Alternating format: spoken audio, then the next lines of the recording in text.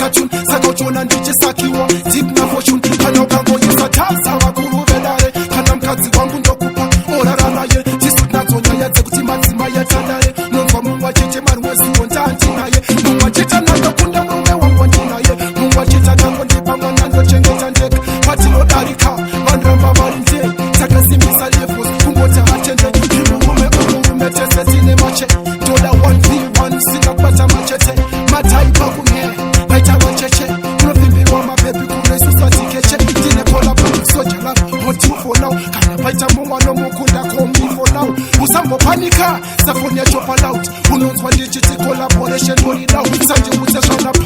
namsoro bangu kana mbudza zvanapu sister buki vanoruka msoro aiwa kwedu msora hurukwi kana ngoma ichingeira kwedu haimbofaruki katihambiri kwasimpa samashurukwi ovokara wakasimpa simba mtiku nekuti dare racho ndaona chamasta ukaita zvekutamba unoona pasi watiti chezvionera wega pachirungu iluku ndakabata mbare chitumbisa mavhuku anoskrima masalati emporo teubruku yazindiriendisa mantra kushata pamaluks ndakaratedza chipande pandakatora juice kalasi akazviona kuti timu haina lusi tatorova mabhutsu pachirungu mashuzi transport ndirekudziya sentakuzi kona ndachidadiso tandiri chisukiso asi ndechikumbiriso msabate mushongiriso chutipi masarire mai vangu vekumasvingo timi makatumbura haimbonditsariro pana ndiri mudumbu komakandiperiko takufara kwese semasvingo emacheriko tisvika makuseni uya masikati asi zvainzi enzo ndiyanopinda pafransi kuna anomisa nguve mari kana wachi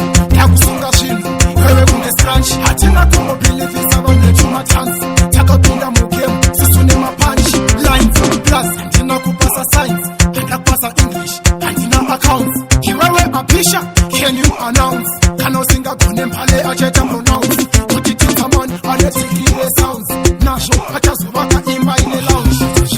get to it machines goma get to it machines goma get to it machines goma get to it machines goma get to it machines goma get to it machines goma get to it machines goma get to it machines goma get to it machines goma get to it machines goma get to it machines goma get to it machines goma hakuna anondikunda saka ngoteera chungu nyangwe vita rangu kangovona coming soon